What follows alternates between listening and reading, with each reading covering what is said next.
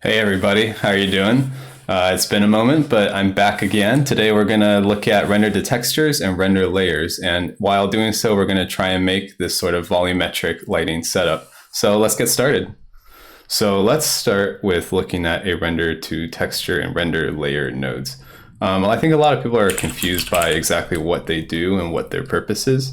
They're very similar in ways, and yet they function in totally different methods in terms of what you're trying to accomplish. So let's start with a render layer. I think that one's easier to understand. What it is this is essentially, you can think of it like a mini root node. It's something that lets you make a sort of subcomposition or the equivalent of putting another layer into this layer. But this is essentially most commonly used when you want to apply a different set of post effects to certain areas of your scene. So a really common one is people might add glow, but it affects too many parts of your scene. In contrast, a render to texture node is a way for you to render out essentially a 2D texture. It's like the generator nodes that exist in Notch. These are essentially render to textures in their own right. What it does let you to do, in contrast to the generators, is that it lets you place cameras, lighting, objects into your render to texture. And this is the key to how we're going to do that sort of dappled lighting that I showed you earlier. So let's put this render layer aside for now. Let's focus on the render to texture. You'll notice that one of the main differences here is that your render to texture node has a setting for your width and height. What that is it's a resolution. Because you're rendering something to a texture, you have to tell it how big do I want this texture to actually be. You want to be careful about making this too large. It'll affect your system performance, so try to make this as small as you can. Same thing with render layers. If you have too many render layers in a scene, that's going to really eat up your graphics card texture memory because it has to render each of these layers as its own entity, but to apply post-processing to. So I've had projects I've worked on where there were like 6 or 7 render layers in the scene as we were developing, just kind of adding things. And ultimately the scene didn't run real time anymore and we needed it to. So I ended up doing a bunch of cleanup, figuring out when do we really need a render layer, when do we not, and ultimately turned those 7 render layers into just one. And that alone, with no other changes, got our scene running from not anywhere close to real time to real time with some margin. So when you use these nodes, just be really careful and check your performance as you go. So let's make the item that we want our lighting texture to look like. I'm going to start with just a basic particle system because I love particle systems. So as always, you have your particle root. Let's add a primitive emitter of some sort and a point render. So normally we would connect our particle root to our root node. But in this scenario, we're going to treat this render to texture like a sub-root node. So we'll connect this to our root node and then connect our particle root as a child of our render to texture. A way for you to preview what's going on in this render to texture are some of these options here where you can show render texture, you can show the alpha, or you can disable it entirely and basically ignore this node and treat it as if your particle root was connected to your root node. So let's try disabling it first. And you can see that right now we basically see this default particle system. If I turn this off, you'll notice that it has disappeared because it's only being rendered in this texture and not in our main scene. So to view it, we can check this box and it basically shows you a little window up here of what your texture looks like. And the reason that it's squashed right now is because of my camera view. So right now it's using basically my orbit view camera here to render. And that camera has a 16:9 aspect due to my project. So that's something that's really interesting about render to textures is they actually use a camera perspective. And if you want your texture to be rendered, for instance, in our case, we want it to be orthographically rendered, then we have to actually define the camera so that it renders it from the correct perspective. So let's add a camera to this render to texture node. You'll notice this changed immediately. And now when we orbit, it has no effect on that. If I have this disabled as we orbit, you'll see that this texture is also respecting this camera orbit. So with this camera, we're essentially rendering just this particle system here and nothing else that's going to be in our scene. The camera is a little close, so I'm going to pull it back a little. I'm also going to make it orthographic actually, and when you make it orthographic, you're going to use the zoom to control it. So when you move in position, the orthographic really doesn't respect your distance since it's looking at it from a parallel projection. So we'll change our zoom to 1 and you can see this nicely fills up our texture right now. So this is way too many particles. I'm going to reduce this down a bit. I think default is 30,000, so we're going to do just 100. So turn it way down. I typically also turn it down in our particle root to match whenever I decrease our particle count. And I'm going to take a moment here real quick to lock the update rate of our particle system so that it always runs the same way no matter what. So you can see here that we've got some dots, and we can basically use this to texture onto a light as a projection image, and that way the light shoots this source down. So I'm going to add a light now, and this light we want to be in our main scene. I'm going to turn on a little bit of scattering intensity here so I can see where it is, and we're going to, for now, just move this light straight up and have it point down. So I'm going to have a target for it that's at the origin, and I'm going to just move this light upwards. So there we go. We have a light that's pointed down, kind of like a, I don't know, just like overhead lighting. And what we're going to do now is we're going to feed this render to texture into this projection image.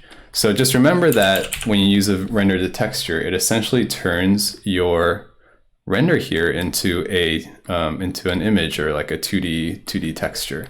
So we can actually feed this into video nulls. And if we preview that, you'll see our video null is taking this texture and basically sampling it. So you can do all sorts of post-processing and other stuff, but for now, we're just going to use it to feed straight into our light.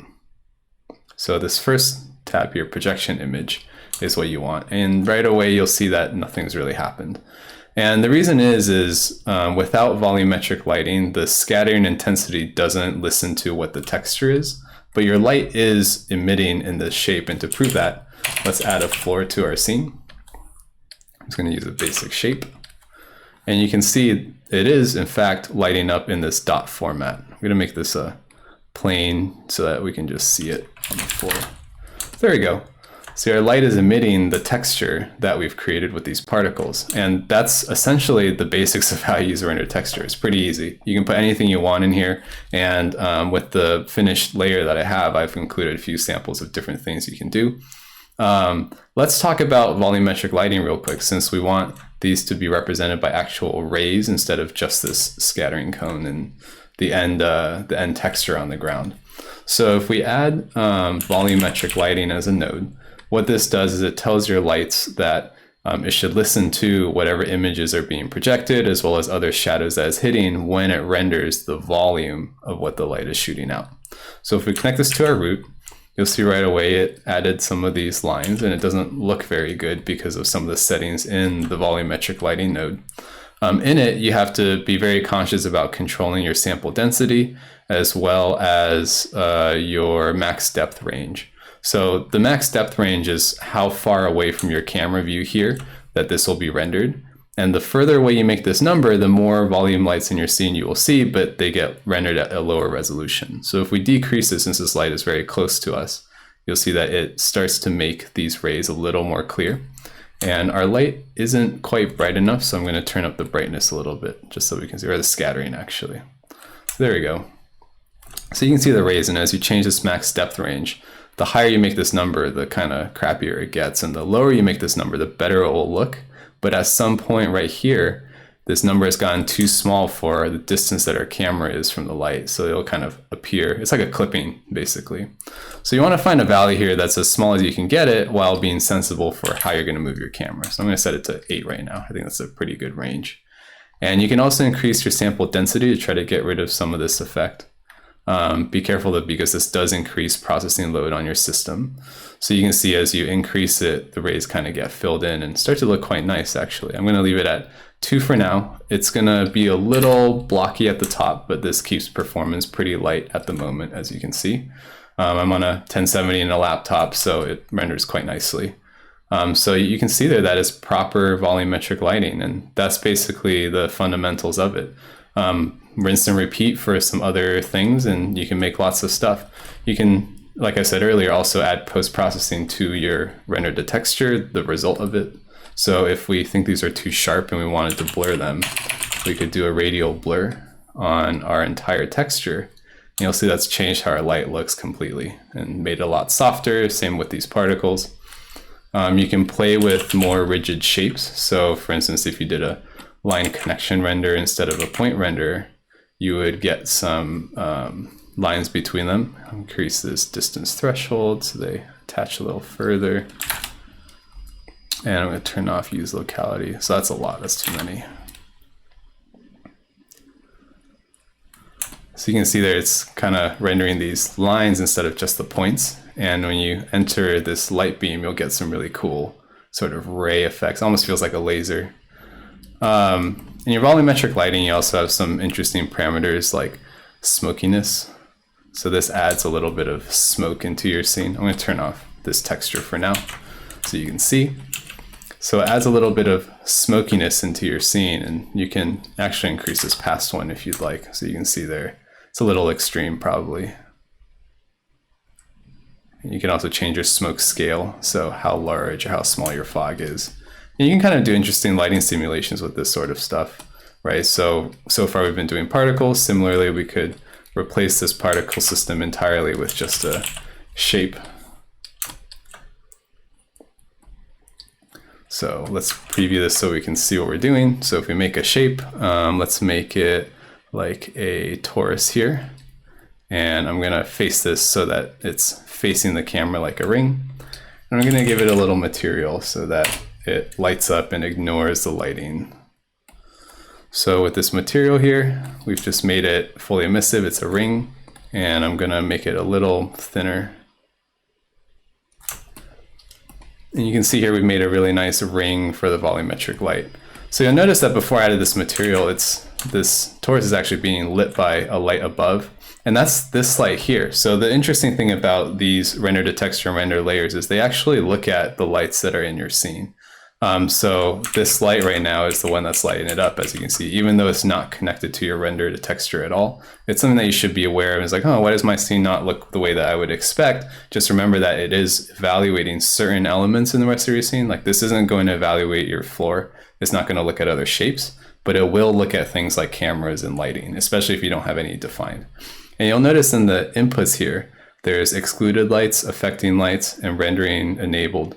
And you can use these affecting lights and excluded lights to tell it which lights should be affecting the things in the scene and which ones shouldn't. I make a second one and I move it over a bit. Let's see if I move it over a bit and I make this one a different color. Then if I plug this one into affecting lights and this one into excluding lights, well, that seems like a bug. I think I'll have to report that to the Notch team. It may be because I don't have deferred lighting enabled. I wonder if that's actually, yeah, that was it actually. You need to enable deferred lighting within this node. So without the deferred lighting enabled, I guess it doesn't listen to those inputs. Not a bug, probably my bad. So yeah, you can also change the width and height of your texture here. So if you don't need your texture to be as high res as it was, you can decrease it. And if I go really low here, you'll see that it actually affects how my scene looks inside it. There's just not enough pixels. And if you make it really large, at some point you're going to stop noticing how much crisper it is, right? So like it doesn't look any different here than when it was at 1000. 3000 doesn't look any better either. So, you know, play with the values a bit, see what you get. Sometimes in volumetric lighting, you'll get these sort of gradations here, these kind of like, almost like more. And to solve this, the problem is that the shape here has a really sharp edge. And when the volumetric lighting is trying to render a really sharp edge, it tends to make these sort of weird aliasing lines. The best way to solve that, I found, is to just give it a little bit of blur. So that's way too much, but if you give it a tiny bit, you can see that more starts to disappear. And your lighting actually ends up looking more natural because it diffuses a little more like lighting should. And the smoke is a bit too much for me right now, so tone it down a little bit. There you go. So that lighting looks much more natural to me when you pass through it. And you can do some really cool animations with this, as you can see. These lines that you see here have to do with that sample density. So if you change this, it should, oh, maybe not.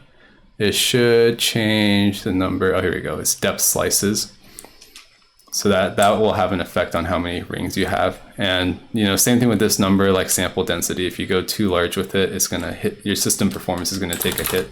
You can see here my laptop's starting to work a bit to render this, but you can make things look quite nice. So if we place something in this scene, like another shape or something, let's put a sphere on the ground. Make it a little smaller and raise it up in the air.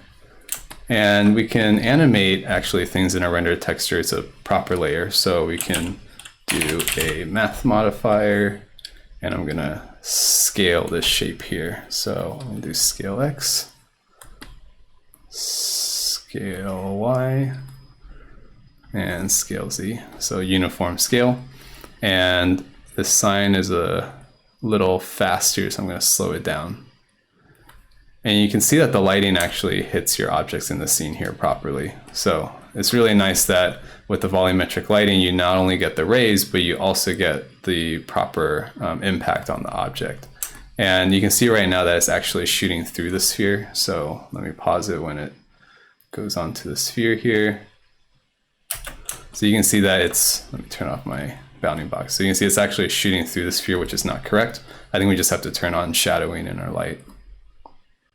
There you go. So now it casts a proper shadow and is obstructed by the sphere. One thing you can control too with these is the cone of the light. This will affect how your texture basically radiates out. So by changing that, your texture gets narrower at its whitest point and smaller or larger depending on how you want to do it. So this is a pretty nice effect right now in terms of lighting an object, very moody. And I'm gonna decrease our sign scale a bit there. So if you look at this from inside, right, this is quite cool actually. You can use the same technique to render looks that are kind of laser-like, right? If you have really sharp lines and do a line connection, you can make things look like lasers and whatnot. So with this shape here, let's line it up a little bit. I think this one's my floor. And tweak the roughness a little and the metallicness. And so, we might want to, for instance, color our sphere a little bit, have it like glow slightly. And one thing that we can look at now is this render layer. So if we wanted to give an effect that creates some bloom on this object, we could add something like Glow 2, which is a node I highly recommend you guys check out with this new release 9.23. I like Glow 2 a lot more than Glow 1, I guess. Glow 2 feels more like a bloom to me, and Ben says it's resolution independent. So I haven't had too much of an issue with that, but I think Glow 2 just looks nicer. So you'll see here that we've got the bloom, but it's also affecting our light, and maybe we don't want that. And that's where a render layer would start to come into the picture. Is you can use render layers to isolate elements in your scene that you want to post-process differently than the rest of your scene. So in our example here, I want to add post-processing to just the sphere, but not the light. So what I would do is I would connect our render layer, think of it again like a sort of mini root or subroot, to our root node, and I'm going to connect our sphere as a child of that. And I'm going to move this glow into just the render layer. But before I do that, you'll notice that everything got really blown out. Why is that? It's the same thing as your render to texture. This also listens to lights in your scene. And you don't have to give a render layer a camera, because a render layer is thought of as in the same 3D space as your scene. So a render layer will just look at whatever your viewpoint is and use that. Whereas a render texture is not in the same 3D space. It has its own 3D space to render from. And even if I were to exclude this light, the problem now is that it doesn't light up this sphere anymore, because this light is excluded from this subsystem. So I can't exclude this light. Instead, I have to just also make it volumetric so that the parameters match. Because I do want the light in this scene. I want the light in the render layer as well as the main scene, so that it lights up the sphere. So now let's apply that bloom with the Glow 2. And the alpha blending is sort of screwed up. So with render layers, you have to be really conscious of alpha blending, because it still has to blend objects together in some way. And with the glows, to fix that, often you just have to enable glow difference as alpha. So there you go. We have a nice bloom on the sphere while not applying it to this light. And then we still get the lighting effect on the sphere. And that is basically how you use a render layer to segment post effects out. You could also have this sphere glitch a little bit, for instance. So that way this glitch acts on just the sphere and not the rest of your scene. So that works quite nicely as well. See, if I apply it to the scene, then everything glitches out instead of just the sphere. So render layers are really useful for, again, segmenting your scene and getting interesting things out of it. That's about it, really. I made more stuff in the example that I included so that you can see different ways of creating interesting things. I mean, I'll switch to it right now and we can just look at it. I want to keep this tutorial a bit shorter because I know in the past I've gone kind of long with them. So trying to be a little less long-winded. You'll see here that, this is really similar to the one that we just made. It's basically a circle or a torus that is growing.